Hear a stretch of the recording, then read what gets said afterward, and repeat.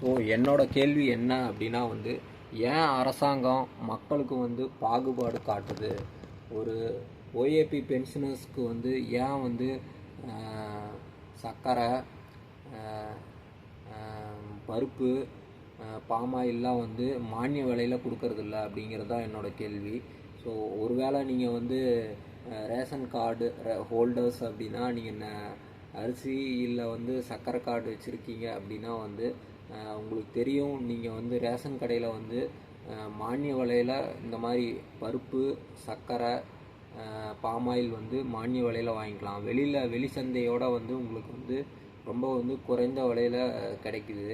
ஆனால் பட்டு ஓஏபி பென்ஷனர்ஸ்க்கு வந்து வெறும் வந்து அரிசி மட்டும்தான் வந்து போடுறாங்க ரேஷன் கடையில். இதுதான் என்னோடய கேள்வி. ஸோ ஏன்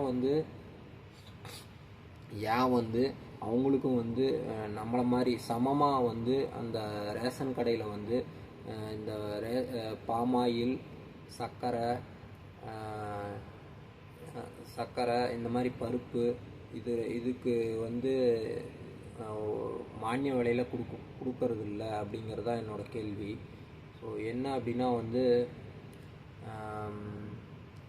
இப்போ நீங்கள் வெளி சந்தையில் வாங்குறீங்க அப்படின்னு வச்சுக்கிங்க, ஒரு சர்க்கரைங்கிறது இப்போ ரேஷன் கடையில் 25 ரூபா இருக்குது.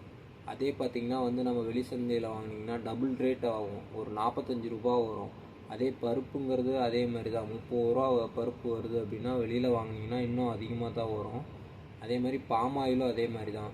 இப்போது வந்து நார்மலாக வந்து ஒரு 25 ரூபா வருது அப்படின்னா வந்து வெளியில் வாங்கினீங்கன்னா 60 ரூபா 70 ரூபா அந்த ரேஞ்சு வரலும் வரும்.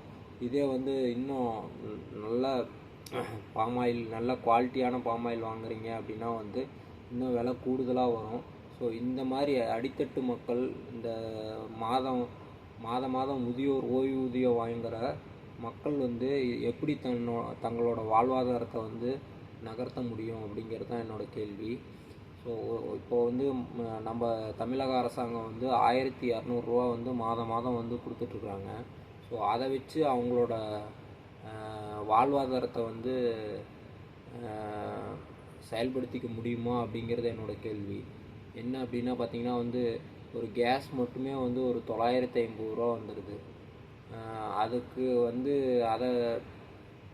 அதை வந்து கேஸ் பதிவு பண்ணுறதுக்கு வந்து ஒரு ஃபோன் வேணும் அப்படிங்கிற மாதிரி சொல்கிறாங்க.